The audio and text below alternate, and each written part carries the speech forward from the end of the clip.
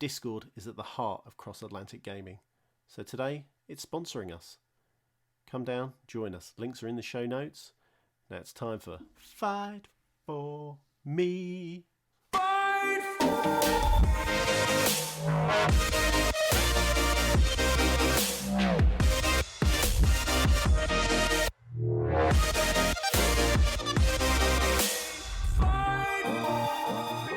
Hello everyone, and welcome to episode 82 of Cross Atlantic Gaming. I'm your host Moose, and joining me this week is my co-host Chocolate Bear. What's up, Bear? Hello. I'm back. Just the two of us, buddy. It is. I've got my candles on, and I've got a glass of wine waiting for you, Moose. You always got to make it weird, dude. I know. I'm sorry. That's alright, I kind of like it. So, what have you been up to, man? Not much. Well, I was away last week. I frequented the Disneyland in France. You went and saw the mouse. I saw the mouse. I got a picture with the mouse. I got a picture with a Tigger as well. Attaboy. So yeah, very happy. Did you ride the new Ratatouille ride? No. So we went through. So Disney. It had Disneyland, and then it had Disney something the studios, or other. Right? Studio. That's what I'm looking for. The kids were not keen on Studio. They were not keen at all. Yeah, not the end of the world. We had a look around, and then just went back into Disneyland and chilled and spent far too much money on rubbish that the children will not play with. And yeah. Dude, at least it wasn't as bad as it was back in the day. They used to make you convert all your money into Disney dollars, like at the front gate. And then you had to spend their currency, so you had no idea how much you were actually spending on things. So they've come a little, they're not as nasty as they once were. But I'm sure back then they probably didn't put the plastic, so you couldn't use your credit cards and your Visa cards and stuff like that. This is all in tune for the plastic and to sub to everything else. Yeah, the magic band or your pass basically is what everything's linked to. A little bit, yeah. So all our food was linked to our magic pass, and right. But anyway, it's by the by. But I played no games while I was away, so I had to cram them all in the last 3 or 4 days to get to speak about games on today's podcast. Looks like you've been busy too. Got that the Star Wars checked off the list, huh? Yes, what was it, 2 weeks ago when Risky mentioned that I was so close to finishing, right. I thought I had to sit down, plowed through it. It sounds like it's a slog, but it's not. Depends on what mode you're playing on, because I fought that last boss fight that we spoke about before we started the show, and it took me probably 15 attempts to beat him. Yeah, you see, you've got to go story mode. It's all about the story. You'll find now you're past that boss, it does ramp up ever so slightly. Okay. There is the last level where you can feel it's the last level. It kind of it culminates. You can feel everything coming to it. Yeah, exactly. Yeah, it's culminating to this, climactic period, and you go into this level. I need to choose my words very carefully. You go into this level. No spoilers, Bear. Sweetie's listening. I will, and he'll call me out on it as well. Yeah, right. You go through, and it's boss after boss after boss. Not the stormtroopers feel like they've got boss abilities. They're all like generals, or what are they? The ones that have the shoulder pads and stuff. So they're harder to kill. Yeah, and there's I don't know if you know if it was in the previous levels. There's the one with the shoulder pads, and they've got like batons that are glowing purple. Yep. And then there's one in each hand. Yeah, there's one that steps up. This is not a spoiler, but he's got like it's hard to explain. It's like a big Thor axe, massive axe, and it's purple. Those are tough. Okay. And every time you go into a fight, it's 3 or 4 guys. You've got one, right? Yeah, and you've got the rocket guy. You've got the stormtrooper with lasers. Then you've got the I call them like the Endor stormtroopers. The ones, the sniper ones. Right. You've got those guys, and then you've got 1 or 2 of the ones that are black, and they've got those batons. It is so hard, hard. You don't know what to focus on first, right? Precisely. So you're like, right, do I go for the guys who've got the range attacks? You kind of try to go towards them. You might get stuck on a piece of scenery. Right. They literally swarm you. The mechanics that they've got just on that level, they manage to surround you. There was one with those big, huge tool robots. He picked me up, ground pounded me, threw me to the floor, and then the sniper stormtrooper, they had batons at this point, and he was just batoning me as I bounced up off the floor. Just dribbling you like a basketball, huh? Precisely. It was tough. It was really, really hard. That's definitely a Dark Souls Star Wars game if I ever saw one. 100%. It is hard. Because playing that and then trying to play Sekiro at the same time, I don't know if I'm just a glutton for punishment or what, but I went ahead and shipped Sekiro up to Risky, and I think he can concur. He messaged me today. He said, "You weren't joking about pack your patience with this game." See, that's a game I found it difficult with Star Wars. I don't think Right. I can try Sekiro. I don't think I could try Dark Souls. I am not someone who is decent enough to block a combo and then kind of launch my attack. Right. Through Star That Wars. parry is key, doing the block at the right exact amount of time to where it breaks their guard or whatever. That's key in all those games. Well, you'll find once you get to the last boss, that's all you can do. That's all you can do to hurt them. Yeah. I gotcha. It is hard. All right, I will be nails. playing the last boss on story mode. Definitely. It's Because I was banging my head against the wall against that last boss that I fought. potentially you'll cry at the end of the boss. All right, well, that sounds like some good news. I'm glad you beat it. That's what, 3 or 4 games you beat this year, yeah? No, that's just in the last few months. Yeah, it's I think I don't want to say 10. If I say 10, I think that's aiming far too high, but I've had a very good run of knocking out some games this year. It's been a good year for the Bear. Thank God. Yeah, well, I dove into one of the other Game of the Year contenders. Me and Risky swapped basically hard copies of Control and Sekiro. So he shipped me Control, and Bear, I don't care what Risky says, that is a spooky game. So basically they have, it's a lot like, I never played Senua's Sacrifice, but I know that you talked about the voices and everything. Oh, This is right along the same lines, but then they put in some like robot speak and like just gibberish and computer along with it, and it scares the crap out of me. very odd. I do find that if games manage to nail their audio, I can't remember what the actual word is that they use in Hellblade, but it's like audio something or other where they can manage to get the audio to go round your head. Right, yeah, the 360 degree sound. Precisely. Yeah. And if some games have done it and nailed it, and you just feel so much more immersed into that game, and playing with headphones and a half decent set of headphones, you're just sucked into that game. Like I said, with Hellblade, I was constantly kind of taking my headphones off, looking to see if the kids were crying.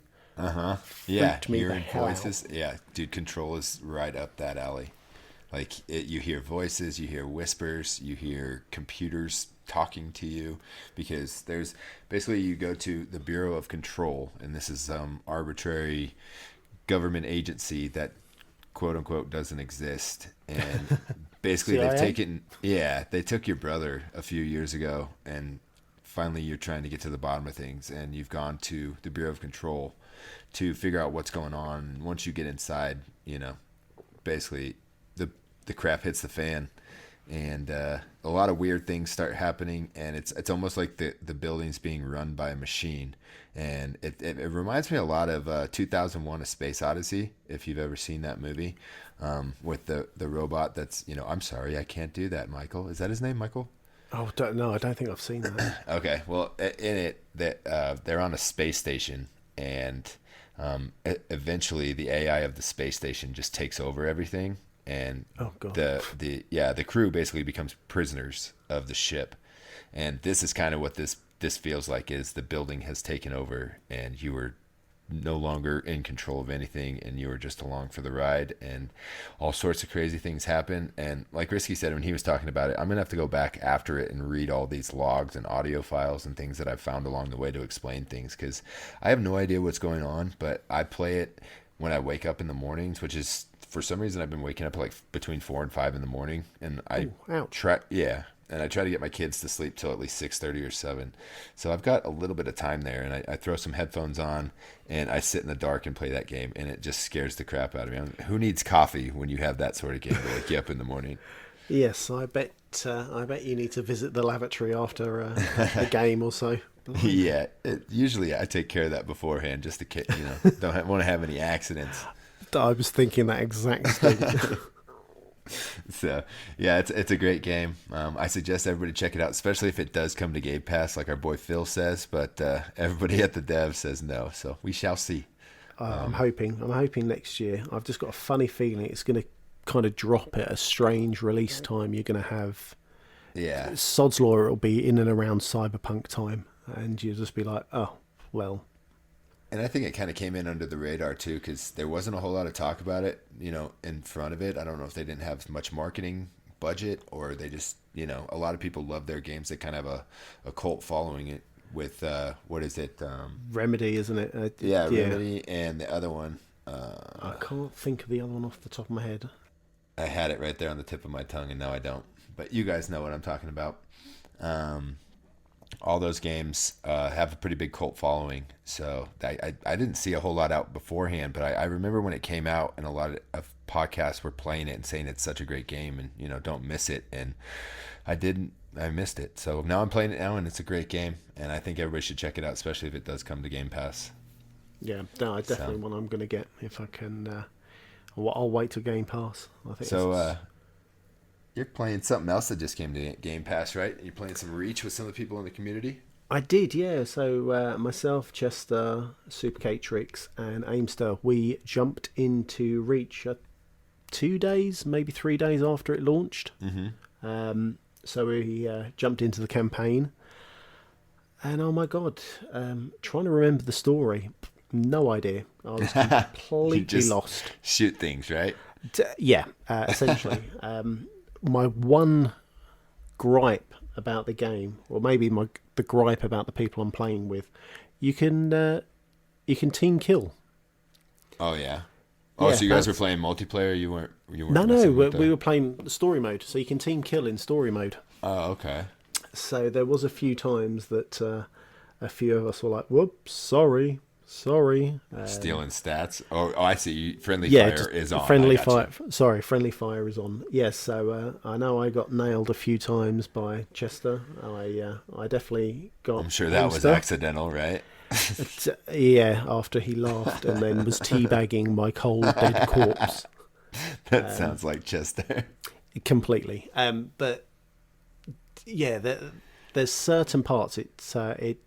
It's amazing. You play a game from way back when, and there's certain parts of the level I could not remember whatsoever, but there were iconic parts of the mission or the levels that I remember that I was like, oh yes, I remember playing this. I remember doing that part.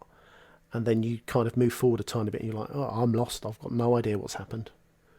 Okay. It plays well. I noticed that I don't like the way the default control is. So the old Halo control. Where you have the white and the black button. Oh, it's dreadful. I think melee was. I think you push the stick in. I think melee was or not. Yeah, I think everybody's used to COD controls now, and everybody kind of caters to that. So most shooter games are in that kind of layout, and then Halo goes a completely different direction. Yeah, and I think back then it was very much. If I remember rightly, I think you had Halo and then COD, and that was kind of roughly the shooters you had at the time. And Halo always had stuck to their control scheme or their button layout, and that was that. And it was quite easy to kind of shift through the two. However, I think it was, oh God, I can't even remember when. But the shift, they kind of shifted over slightly, didn't they? I think they went to the more traditional mechanics. I'm sure it was they went to the traditional mechanics come Halo 4. I'll have to I get back could to be you wrong. on that one, Bear. Yeah.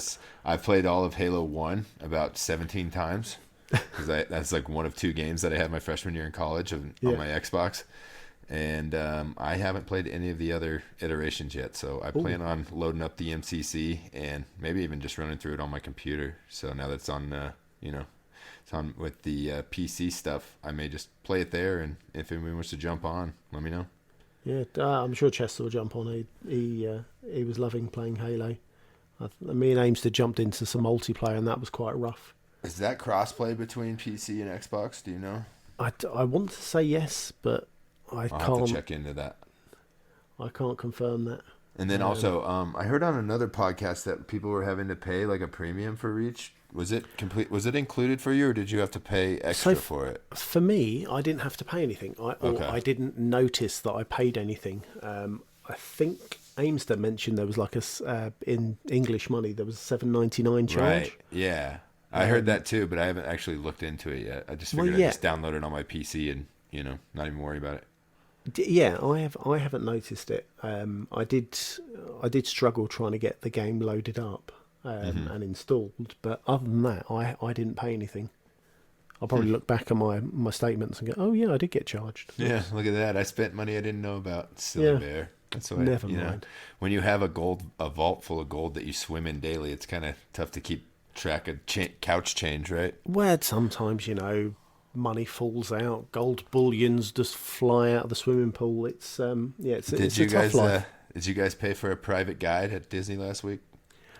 We did not. You know what? What we Dude, should I want have to paid do that for. one time. It's so expensive, but you go through all the exits and you get on all the rides like immediately. Oh, really? And they can take up to like a party of 12, I think. But I want to say it's like $1,200 or $1,500 a day on top of what your park passes and stuff are. Ooh. So I wish we paid for 2 rooms. So all 4 of us stayed in one room. One room. Yeah, we're talking about going actually. That was rough. Next Christmas, my middle kid will be 5, and we took the first one when she was 5. So it's time, and we're looking at lodging or possibly the cruise line or something like that. And I was like, we need 2 rooms. We need 2 rooms. Yeah, you have to have 2. Especially as we were next door to some, I want to say Mediterranean, but they were definitely Spanish speaking, but I don't think they were Spanish. And oh my God, they were loud. Oh, flipping out. But yeah, c'est la vie. Oh, well. So I don't know if you've heard, but Season 9 of Destiny 2 is out right now too. So got some info on that. Season of the Undying. Are you going to jump into Destiny finally, Bear? No, this is not. No, I can't. No. I did Destiny 1. I'm not, and I didn't even do it that well. I'm not doing. I can't do Destiny 2. Fair enough. That's true. You would probably play about 10% of each season and then be on to the next thing, right? Exactly. I mean, I know Risk is bad for his gaming ADD, but I don't think I can sit long enough to plow through a season pass. Definitely. There's I would say, I don't know, 150 hours to get to max out your season pass, battle pass or whatever they call it.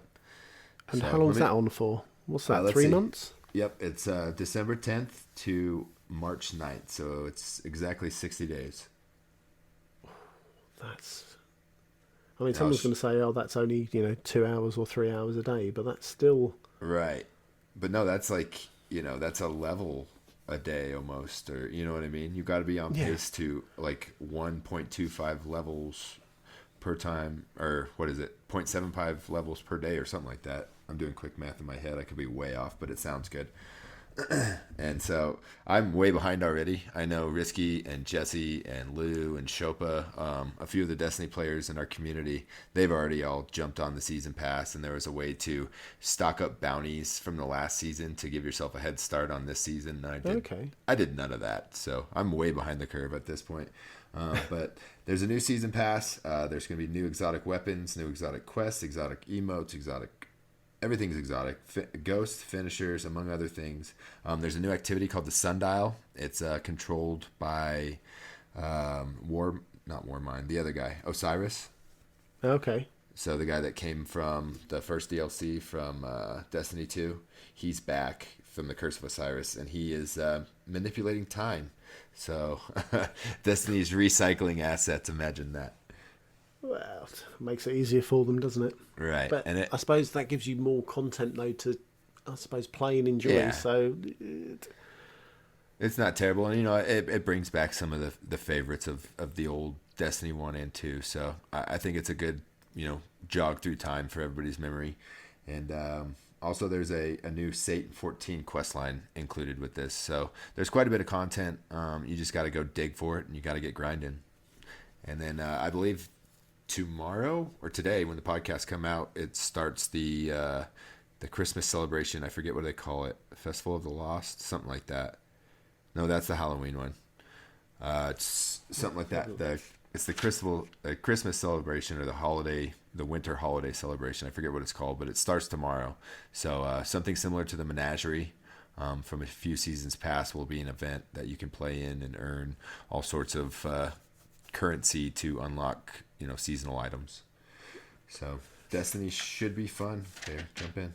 yeah, I should do it. It just the funny thing with like these seasonal items and these Christmas, especially Christmas, your seasonal items are always holiday looking. So your Santa hats, your Christmas looking themes. But come past the 25th of December, do you really want your characters looking like Santa Claus? Or Yep. Dude, when I got my Santa outfit in the Division, I wore that year round. oh no, you're Yeah, that guy. You I are am. that guy. Pumpkin head in the Santa suit. Call me that guy.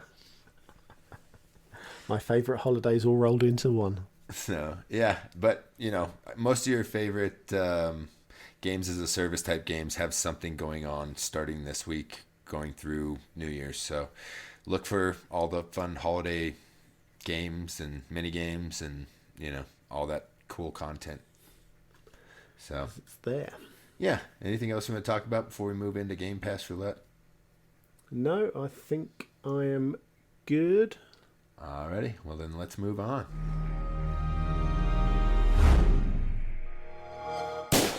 Alright. This month's installment of Game Pass Roulette was Rage 2. So I'll read a little synopsis here, and then we'll go over a little bit of feedback from you, me, a little bit, a tiny bit of feedback from the community. So that kind of tells you about what you're going to hear about this game here coming up. So Rage 2 brings together two studio powerhouses, Avalanche Studios, masters of open world insanity, and id Software, creators of the first-person shooter. They deliver a carnival of carnage where you can go anywhere, shoot anything, and explode everything. So, just reading that, it gives me Far Cry feels. I don't know about you. Yeah, You know? it does feel that kind of that Far Cry model. Right.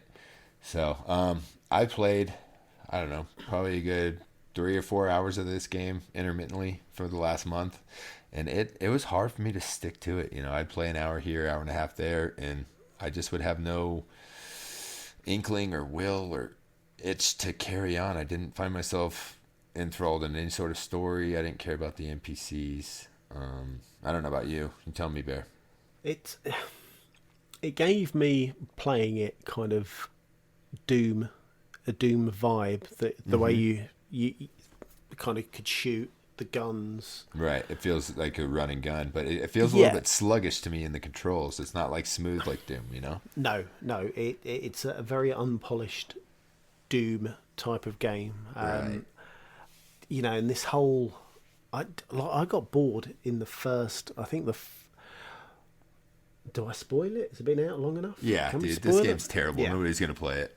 Okay, so after that first kind of opening, that cutscene that you had where, oh God, I can't even think of the dude's name, where he like gets ripped up in half, and then you take his suit, and then you watch your air quotes mother being killed, Right. and then you talk to your again air quotes sister. What a way to start a game, huh? Well, the lead up was brilliant. You know, the whole cutscene, it looked fantastic. You were like, oh my God. And then she started talking at you. And I was just like, oh, this is rubbish. Yeah, the VO works not good. Yeah, Like, it looks visually, it looks good. I think, I can't complain about that. Like, if you look at comparisons to Rage and then Rage 2, the color palette is so much better. They use vibrant colors as opposed to just a bunch of sepia browns, and so I think they did really well with all that stuff. But as far as gameplay, I don't know, man. No, I think for me, I am a very boring type of player. I've said it a million times. I do like that kind of very linear, point me in that direction. The minute the open world or as open soon as they world open stuff that map to you, right? Yeah, I'm a little bit like a headless chicken. I'm kind of like, go here, go there. I know, listening to when this first came out, a podcast that someone was playing, that he was very much excited by it, and it was all about you have to go and grab your abilities before you go and knock down they're not safe houses, but a safe house. They're like outposts, right? Yeah. Yeah. I did a couple of it. Just I wasn't excited. Right. You find yourself not caring about any of the story or why you're doing any of the missions, and they just kind of feel fetch questy to me. Don't you know what I mean? Yeah. I suppose. Yeah, fetch quest. There's nothing unique about the storyline at all. No. It feels like they just took a template of play X video game and literally did not put any of their own stuff into it, and just Thinking about it, it reminds me a lot of Crackdown 3, where you have to go break down before you go to the boss. You have to break down his stranglehold or his area to weaken him, and then go attack him. And that's mind you, I didn't go that far. But that's it. You have 3 main NPCs that you've got to do a multitude of jobs for in order to rank up your rep, in order for them to trust you to unlock more of the game. And it's just a giant grind, and you just find yourself not caring about any of it. Yeah, I was not sucked in. Whether it's the fact that we've picked this game at the wrong time of year. Right, with everything coming out, yeah. And this is, I suppose, that can be the downside to us trying so many games in Game Pass. At the wrong time of month, potentially we're picking a game and we could quite easily say, no, it's wrong. We did have Star Wars. We did have the season pass of Call of Duty come out. But there's all sorts of other games to play right now, and then we're just also trying to check off as many games as we can to get our Game of the Year list under our belt. So I don't think those things had an implication on my opinion of the game. I hope not. I'm being I'm critiquing it properly, but you're giving it a fair judgment. Sure. Yeah, but for me, I was put off. Yeah, I'll just go over my notes real quick. Maybe this will spark some ideas from you. But like I said, visually it looks great. The gunplay feels okay, but it's a little sluggish. It's a big open world map. It feels like Wildlands or Far Cry. That's it basically just feels like they copied one of those games and didn't bring the story along with it.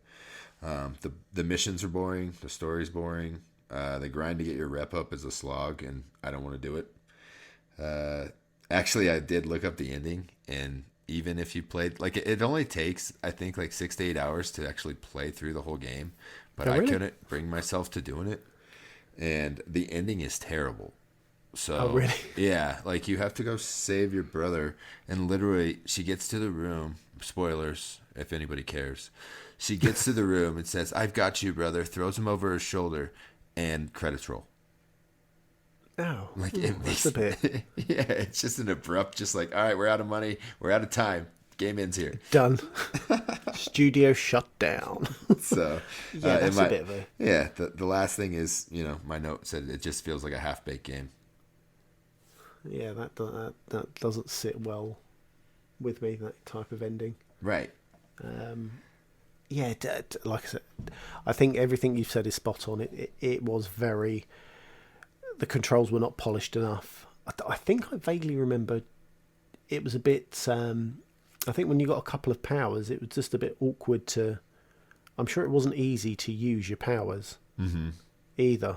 It just felt clunky to me. Like Yeah. you weren't like when you play a shooter, you should be able to smoothly move from target to target, and it just felt like the controls were not responsive, or I don't know. It just seemed like there was a delay between what I wanted to happen and what was going on the screen, and it could have Yeah. just been an issue with my controller and my Xbox, but I've never experienced that in any other game. So And the loot, do you remember the loot crates and stuff inside one of right. the? That was all a bit. I don't know if that was overly explained properly in the No, game. none of it's So really explained. I had to actually the very first one where you had to find those the purple crates with the purple lids on them. is that the one where you press LB, or is that the Yeah. ones you just smash? It's the one you push LB on, Okay. and then it's got the little diamond things in it, or it's got cash in it, or something like that. Yeah. I literally had to look up the first one on the internet because I had no idea nobody explained what these crates were. It just said find 3 crates. Okay. Yes, that happened to me. I managed to find all of them bar the special one. So you had a special ability where you Well, had then to, that one you had to activate with a different button. So even Yeah. if you found it, you stumbled across it, you wouldn't be able to do anything because it took a completely different command to activate it. like I said, just not Just not intuitive. Impressed. Right. And we did get a little bit of feedback from the community. Scottman wrote in real early, right when we posted this about being our Game Pass game. And he said, I put a couple hours into Rage 2 when it dropped in Game Pass. And as fun as it is, as responsive as the gunplay is, as good as the game looks, I just can't get past the fact that the driving in this game is atrocious. Possibly the worst in any game I've played in a long, long time. Can't get past it either. Not been back since, and unlikely to. I kept getting the why play this when I had Borderlands 3 vibe, which I did, and had way more fun. Scottman. So I think he summed it up too. It's just there's better games to play right now. So Yeah, it's they tried, and I know what happened here is like this was supposed to be Mad Max 2, so that's where all the story went because they lost that IP. So all that they had to scrap all that stuff, but they still had to come out Okay. with a game. So they were like, we own Rage, let's just make Rage 2. It's just like Mad Max, but then they have no story, so they just created 3 BS characters and like I said, That's put the it. cookie cutter template onto the video game, and here's your game, kids. when did this? I'm going to quickly look and see when this actually released. It I've got a released funny the same time as Anthem. Oh, really? Yes. 14th of May. So it was a tough. Well, not a tough. It was probably in and around where we didn't get Right. many games for us to play. So it would have, I suppose, if we would have hit it in May. Yeah, I think Anthem was the game that everybody was playing for the first part of May, and this one just kind of got looked over. I couldn't justify the price for it. I didn't, it just didn't look like a $60 game to me. Yeah. So, Rage 2, let's go around. I'm sure Risky already gave us his hit or miss. What do you think, Bear? Yeah. Our big swing and a miss. Yeah. Big swing and a miss. Me too. We got to find us some good games because so far we've been finding nothing but poopers. Yeah, I think it's because we keep trying to hit all the big I know. games that are coming in. Well, Right. I don't know whose pick it is next, so I think we're just going to come to an agreement, but we're going to take a couple weeks break here just for the holidays because, everybody's got family and board games and new games that they got for Christmas to play, so nobody's going to want to focus on Game Pass Roulette. So January, we'll have a new Game Pass Roulette game. Look forward to it. yeah, send in suggestions, guys, as well. Yeah, no doubt. If you guys know a game that we can't miss, please let us know. And I think that wraps up Game Pass Roulette for the year, Bear. Whoop whoop. All right, let's get into the news. Risky's gonna cut Oh, yeah, all that's these going out in. and No, put no, more that's together, going in isn't for he? sure. Mother. Anyway, All right, So- quick hits, Bear. so MLB The Show is coming multi-platform as early as 2021. You heard it right, Did you- Bear. There was a tweet that Major League Baseball tweeted last week, just after we recorded, actually.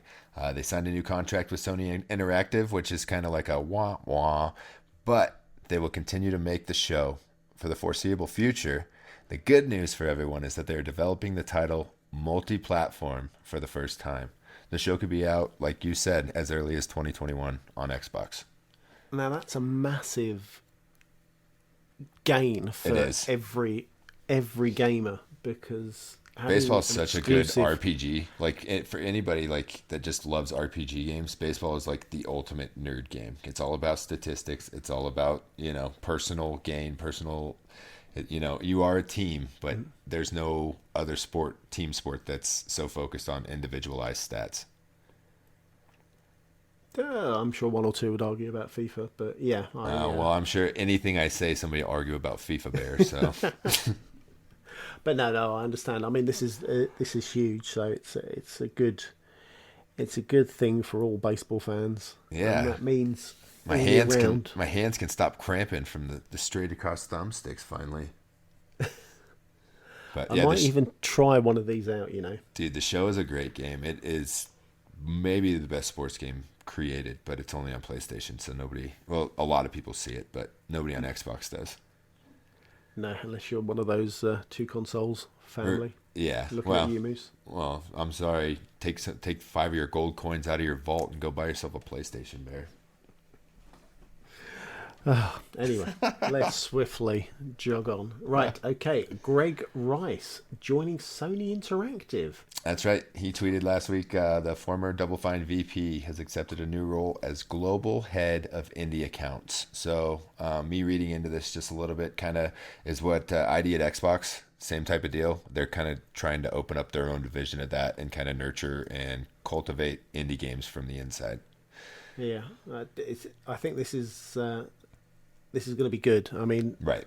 Games on games for whatever console you play on is a brilliant thing, and it's only going to help other indie developers. Absolutely. And there's probably hundreds of indie games out there that are so good and nobody knows about, and they just need that extra whatever it is to get over the hump, and that's exactly what Sony and ID at Xbox are providing at this point. Exactly. I think the only worrying thing potentially will be we may now see indie games exclusives. No doubt. Or a lot more exclusivity deals with certain companies, which. Well, it's not so much exclusivity deals; it's more that they just straight up buy the companies. Well, or there's that, right. Which again, I suppose that is good. Will breed competition. Nah, and I think that everybody's kind of coming to the agreement that more sales, regardless of what platform, is better because it equals more money, which just makes more sense in business. Yeah. So I get having competition is good, but being able to share these things across multiple platforms, it's good for everybody. It's good for business. It's good for players. Now they just need to unlock playability amongst all consoles, which I think we're getting real close to. So I think we're looking on the precipice of that, definitely. Bear. This the next thing in the news. Yeah, don't get me started. Okay, Forza Horizon 4 has a battle royale. Hey, I heard you getting a little froggy there. I got you, boo. Thank you.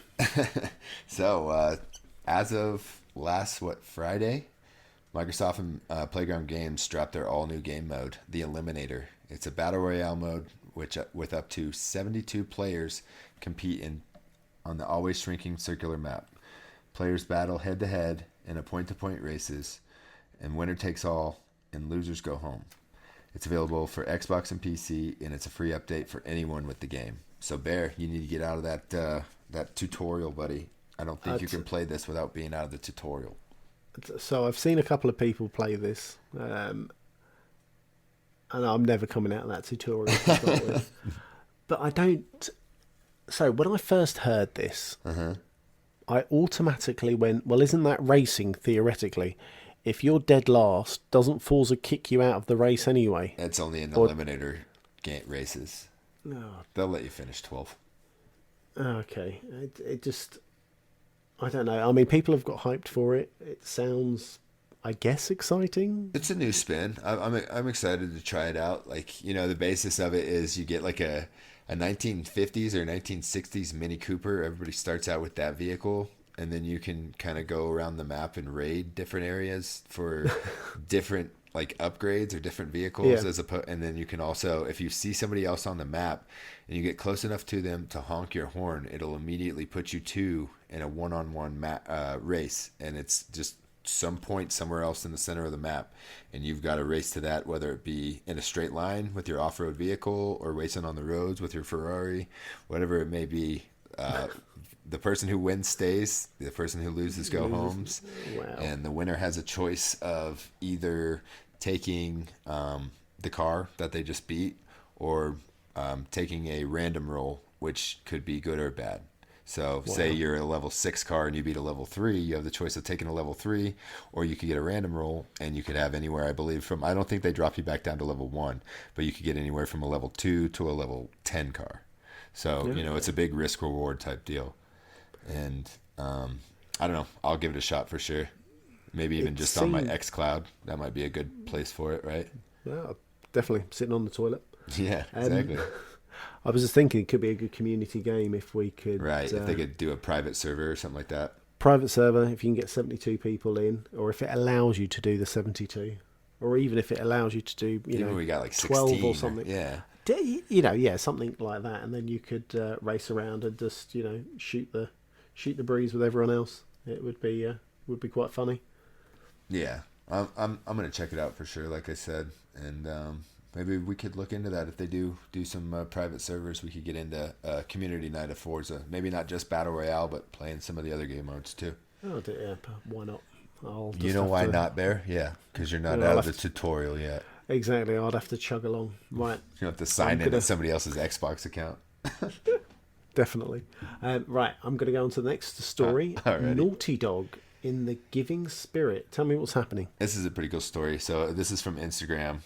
This is from Naughty Dog's Instagram, actually. They said, following our partnership with Limited Run Games for the re-releases of the Jack series on PS4 over the last year, we're excited to announce that we will be donating all of the money received to several incredible causes. Charities, that was the quote that they had on Instagram, and then I looked up some of these charities. The ones that will benefit are Canines for Warriors, Child's Play, the Surfrider Foundation, LGBT Center of LA, Able Gamers, and it's either Dagger or Dagger. It's Disabled Gamers Reviews. So I looked up all these places, and they're all really good. Support animals for wounded warriors. Child's Play is for disabled kids to get them more involved in playing games and stuff. Surfrider Foundation is basically just to preserve and conserve the ocean. LGBT Center of LA is pretty self-explanatory with the gay pride stuff. Able Gamers and Dagger are both have to do with people with disabilities and getting them playing games. Yeah, accessible for all, isn't it? Exactly. Everyone can play games. Yep. So it's a good story. Make you feel good. Yeah, it definitely gives you in that. So it was kind of that spirit. Yeah, when they re-release games, it's almost like free money for the company. So at this point, that's good on them to say, this is above and beyond what we in our scope. So let's just donate all this money to charity. Granted, they do get a big tax write-off, but let's not talk about that, right? Oh, you're so cynical. All right.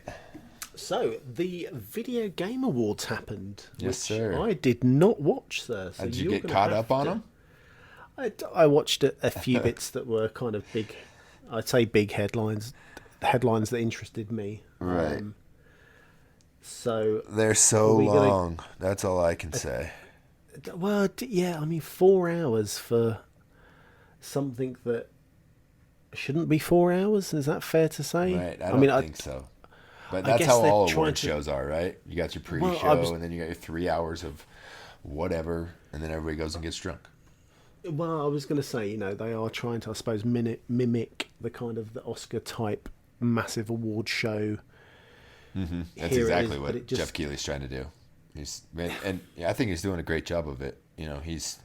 Video games are becoming a force in the forefront of entertainment, and he's just saying this is our place. He's staking the claim, for gamers. So, as much as I don't like award shows, I think it's necessary. I think it highlights Right. highlights the industry, which is brilliant. Exactly. And it lets everybody go out and celebrate for a year's worth of hard work. You know what I mean? Yeah. Well, see, the bugbear I've got. So I watched a YouTube video, and they were going through what was happening, and he timed at certain points of the show how he rattled off very easily 3 awards in about 45 seconds time. Precisely, and potentially they could have been quite big kind of categories. You know, I think one was the Mad Mikkelsen. For best performance in Death. Yeah, in Death Stranding, and that was kind of just reeled off as if it was like, I went to that coffee shop yesterday, and that was it. And right. Kind of moved on, as opposed to highlighting, hey, we've got this actor who is in so many movies and is quite a big actor, and his performance in this was amazing. But it just kind of, I think he reeled off 3 or 4, one after the other, with no substance. Is maybe the word. That's a good segue, Bear, because I'm about to rattle off a few with no substance here. All right, I'll just highlight a few of them. I'm not going to name every winner here, but best art direction is Control, which I can agree with. Disco Elysium won, I want to say 3 or 4 awards, and that's a game I'm not aware of, but it's definitely on my radar now. How about you? So I checked the YouTube video of it, and it's a story-based, like a bunch of story-based and dialogue game, right? Yeah, tabletop. No, it's your isometric view, Bear. That's not what it said in the trailer, but yes, it is an isometric view. Is it a roguelike? But I'll pass. I know it. What about a Metroidvania? It changes. Yeah, so it changes every time you load it up. I was just checking the boxes for our listeners at home. As long as they don't ask me how to spell them, we're fine. But yeah, it really looks pretty cool. It gives me... you're some sort of detective trying to uncover something, from what I can remember from the YouTube video. But it looks really, really good and really kind of thought-provoking. I think it's PC only, as far as I'm aware. Okay. But yeah, it looks pretty cool, and got a D&D vibe to it as well. Right. Okay, and I think Death Stranding won 2, but surprisingly enough, it did not win Game of the Year. That award went to Sekiro: Shadows Die Twice, which is a game Bear will never see. Yeah, I won't see it. Pretty much. Never. Dude, that game's so hard. There's no difficulty level. Like, it's all just hard as balls. Yeah, I don't play hard as ball games. So, just a couple more. Best family game, Luigi's Mansion. Best sports or racing game, which I thought was a little bit odd, was Crash Team Racing. I thought they were both better sports and racing games, but that's just my opinion. Because Crash was essentially just a remake of the PlayStation original. Yeah, it's very strange. I mean, like we spoke about this a couple of weeks ago, how Star Wars was not in it. Right, yeah, that's true. Because they missed the cut-off, Pokemon wasn't anywhere either. So I don't know how I don't know the criterias they give. So yeah, it's just. But I'm just happy that first of all, why the hell was Jump Force even nominated for best fighting game? Was there that few of fighting games out that it just had to be listed? Because that game is not good at all. Or they potentially didn't want to put another Street Fighter. But in that category, Smash won, which came out last year. So I don't understand. It'd be interesting to know when. I'm sure Smash came out around November time, so it would just show that they keep moving the goalposts on game releases. So you can look at any of your favorite video game websites for all the winners of the Video Game Awards, or you can catch the whole stream on YouTube if you've got 4 hours of your life to waste. Yeah. But they did have a bunch of world premieres that are worth checking out. Just the trailers. I was just about to say world premiere. Perfect, Bear. So I'll just name off a few of the world premieres, and you guys can go check out trailers or websites if you like. So No More Heroes 3, I believe, is coming to the Switch. Godfall looked like a pretty cool game. Not much out about it. Bravely Default 2 is an RPG, I believe, on the Switch as well. That's got a big following as far as the first one. Prologue, don't know much about that one. Sons of the Forest. Do you remember that one, Bear? No idea. No, I haven't heard that one. Yeah, I'll have to look these up again. That they didn't stick out in my mind, so it tells you that much. Then we've got Senua's Saga Hellblade 2, our very first Xbox next gen preview is what we saw. Have you seen the side by side of Hellblade 1 and Two? number 2? No, I haven't. Just send you. Oh my god! I'll find a picture and drop it in Discord. Yeah, definitely post it in gaming. The difference in the two kind of textures and how real the second one looks is hands down. You'd look, and this definitely shows the next generation of console. With all the ray tracing and all the bells and whistles. It looks like and this was supposedly in-game engine footage. Right. And it looks like it's a video camera. Yeah. A 4K video camera. Oh, so good. So good. So, with that being said, they also unveiled the Xbox Series X. So, we got our name, we got our pictures, we got what it looks like. What do you think, Bear? I'm a little bit put off by the way it looks. It looks like a computer tower. Yeah. If we're all totally honest, we have all been accustomed to our consoles looking a certain way. Right. Ever since the Nintendo came out, they've all kind of looked the same, right? Yeah, okay. You can argue, the GameCube was slightly different. Yes, it was. That's fine. And other models were just ever so slightly different. But I do feel the box standard way that things have looked have always been VCR-esque. Mm-hmm. And this looks more like a big Bluetooth speaker or something, right? Yeah, PC Tower. I've heard them all, seen them all. Mm-hmm. Yeah, that's what it does look like. Okay, yeah, I'm not overly enthralled by the way it looks, but let's be totally honest, we don't buy our consoles for the way they look. We buy them because of what they do on the inside. Precisely, or the controller, or brand loyalty, or whatever. So yeah, I'll go over some specs here real quick. So it's 4 times as powerful as the Xbox One X, if you can imagine that. The dimensions are 12 inches high by 6 inches wide by I think 6 inches deep. So you can look online. There's a few different comparisons to older consoles and stuff. It's not much bigger than the current Xbox One X.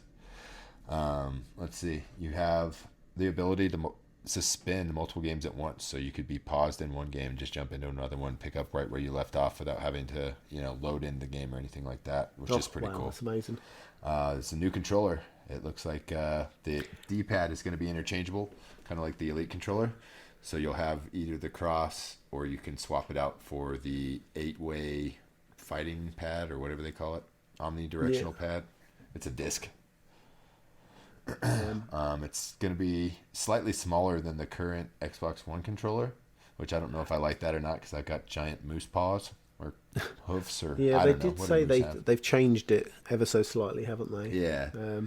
And now they actually have a dedicated clip or screenshot button, which is good, I guess. But I think I'm going to be hitting it a lot on accident because I do it on the PlayStation. So I'm worried. When I saw, and it was highlighted about this share button, it worried me because I've just bought my Elite version 2, and I'm just ever so slightly worried that we're all of a sudden going to see an Elite version 2.5 when this new console drops. Right.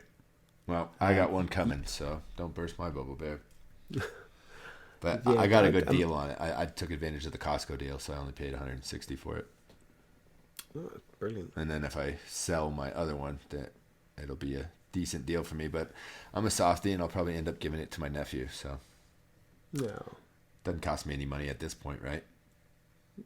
Exactly. Well, I mean, if you didn't physically purchase it, of course it doesn't. Right. After that money's spent, it's gone, and you got to just not worry about it. It's dead money at this point. So, yeah. That about wraps it up for the Game Awards. If there's anything we missed, go check them out. Check out the show on YouTube. Check out any sort of reviews on any of your favorite websites. There's plenty of places to find all the important stuff from the Game Awards without having to sit through it.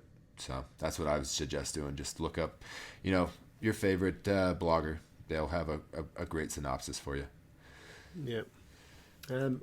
Right, so I saw today that Outer Worlds is getting story DLC in 2020. Right, I saw that too, but there's nothing else out there. That's all it says, right? Yeah, so there was a tweet from Obsidian Yeah. saying thank you about nominating and pushing Outer Worlds in the Video Game Awards. And I think it kind of went like, thank you for doing this, and just to let you know, your journey hasn't ended. Right. There'll be some DLC coming 2020, and that's about it. Right, and they said story. What did they say? Story DLC. So they're going to Story continue the yeah. story. Yeah, so that's going to be for those who complained is the wrong word, were slightly disappointed that it wasn't long any enough. longer. It seems like you're going to be getting your DLC, and But how you're going soon do they have to release this stuff for people to be, in tune and wanting to play it? Because I think if they wait till even summer, it's going to be too late. Yeah, I think, isn't there? I'm sure they've got a format where it's the game releases. I think it's 3 months after the game releases. They then do the DLC, and then it's either 3 or 6 months or something daft like that. And that's how some companies constantly keep you on that cycle. So if you're looking at Borderlands, for instance, Borderlands released when? Was it October or November? Yeah, early October. Early October. So you're getting some DLC this week, I want to say. Their second portion of DLC, right? The second paid DLC, I should say. Right. So there is some sort of format that companies use to keep you constantly in that kind of cycle. Right. You got to keep people engaged, or they will find something else to keep them engaged. Precisely. And then it's that slow way up of whether you shoot early to make people pay, or you just delay it ever so slightly. Right. But anyway, we'll see how that gets on. Yes, and sir. We'll see how good the DLC will be. Alrighty. Okay, so Scuff and Corsairs have merged. That's right. The gaming accessory world has just gotten a little bit smaller. Corsair just acquired Scuff, so that add them to their list of companies they've eaten up.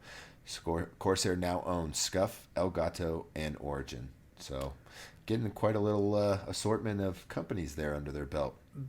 They're doing quite well, because I do enjoy the fact that both each cross promote and say, well, if you're looking for keyboards, go to these guys and mouses, and also when you're streaming, come see us at Elgato. And yeah, well, I got a brand new Corsair keyboard for my my birthday, and I've got zero complaints so far. All the colors, it's so pretty, Bear.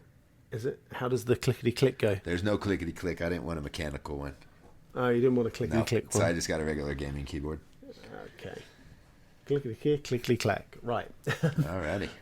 Moving swiftly on. From more Star Wars, Fortnite. So Fortnite again has ploughed money into some company.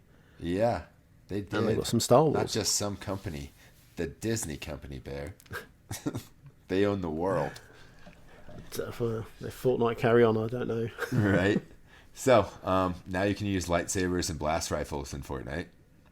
There was an event last weekend that was kind of like a cinematic event. It had some information about the movie in it. I still need to catch up on all the information that was divulged, but apparently J.J. Abrams made an appearance in the game.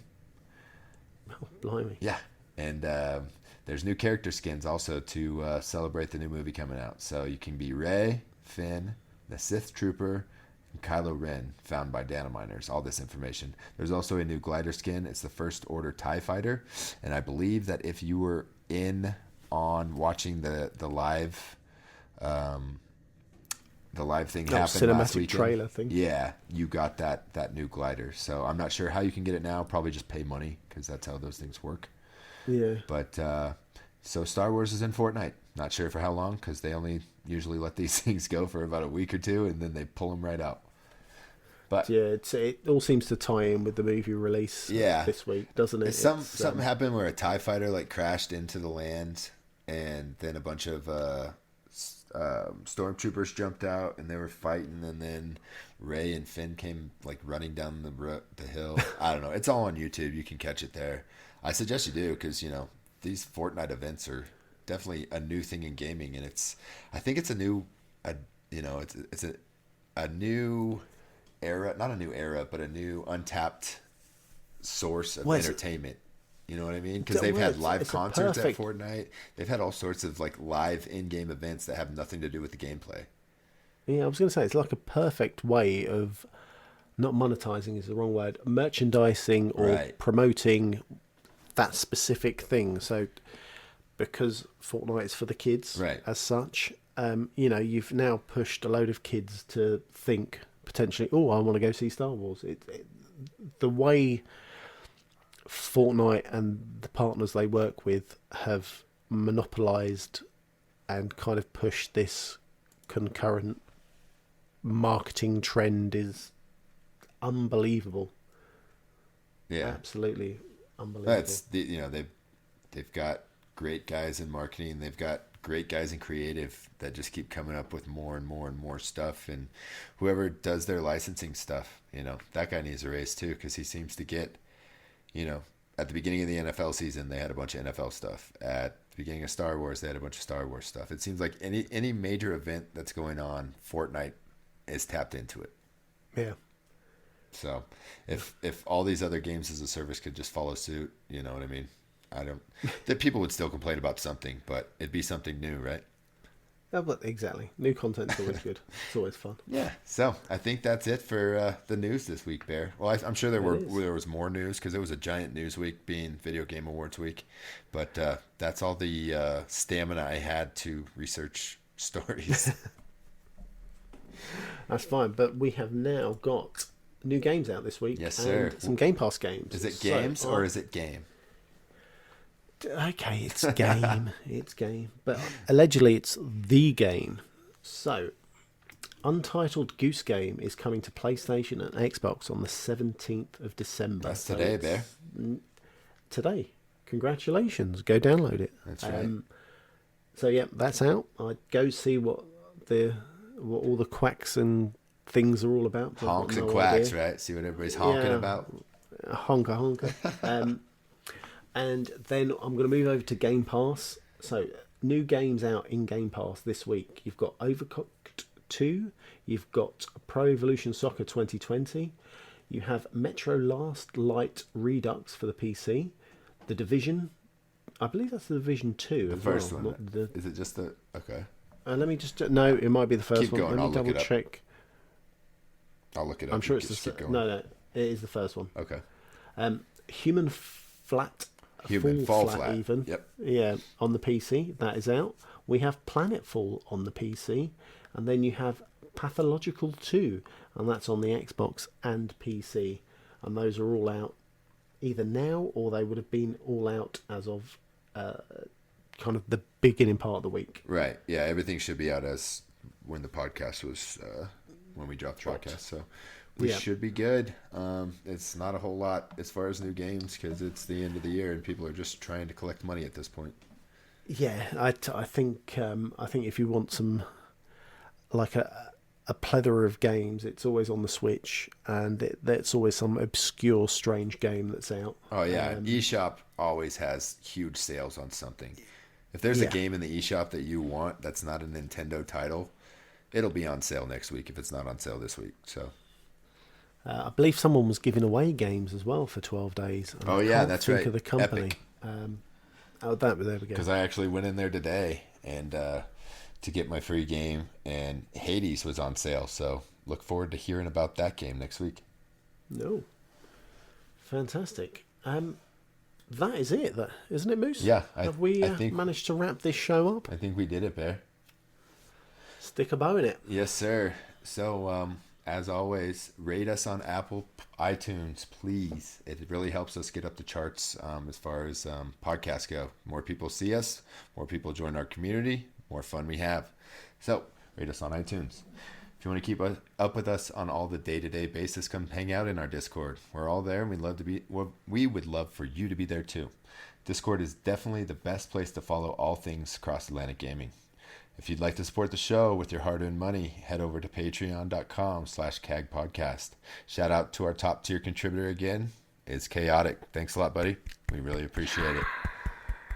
We've got new free content and weekly posts from guests and hosts. We're kind of taking a little break from that at the end of the year here since, we're all overwhelmed with holidays and family and all sorts of stuff. But there'll be new stuff. Presents. Exactly. So there'll be some new stuff coming up at the beginning of the next year. So look forward to that. We also have a merch store with some awesome Cross Atlantic gaming gear. If you need some last minute gifts, it's probably not going to make it at this point, but a gift in January. Who wants, what's better than that? Yeah. After you think you've gotten everything, something shows up and you're like, yes. So this sweet hoodie. That's right. Sweet. If you didn't get what you wanted for Christmas, order yourself a hoodie. You know what I mean? So you can find all that stuff. It's Bear. What is the store? Spreadshirts. There you go. Spreadshirts. I can't give you the rest, but the links are in the description. That's right. Links are in our description. If you'd like to stay up with Cross Atlantic Gaming, make sure to follow us on Twitter and Instagram at CAG Podcast.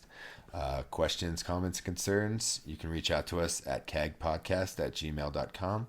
Always remember, we do have a monthly mailbag. You can submit your questions to the email as well as the question portion of our Discord.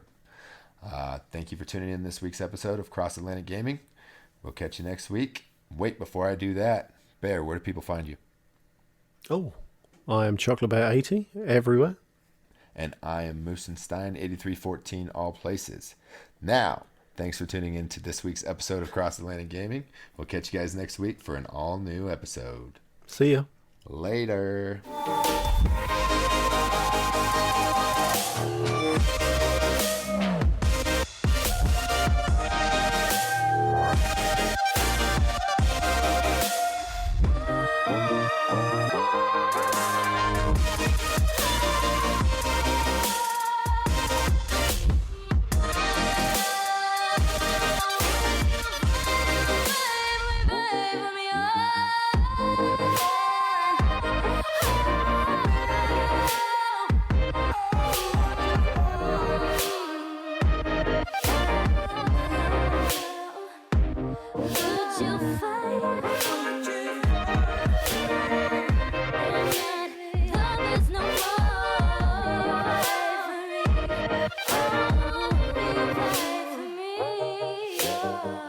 What happens if you eat too many Christmas decorations? Oh, you get tinselitis. You nailed it. Are we on the same page? Yes. No, we're not. Okay. So I cut down a Christmas tree today. My wife asked me what I was going to put. Oh, let me start that one again. Okay. I cut down a Christmas tree today. My wife asked me if I was going to put it up by myself. I said, of course not. I was going to put it up in the living room. Oh my God. Jesus. If I read that properly, it would have been funny. Why is it so cold at Christmas? I don't know. Because it's in December. Oh, jeez. I should have known that. Should have known that one. Why did Dwayne Johnson's downstairs neighbour recognise him? Why? Because he's been living under a rock. Oh, Jesus, Bear. That's not even Christmas. All right, here's the last one. What's the best thing to give your parents for Christmas? I don't know. A list of everything you want. And that's the end of the show.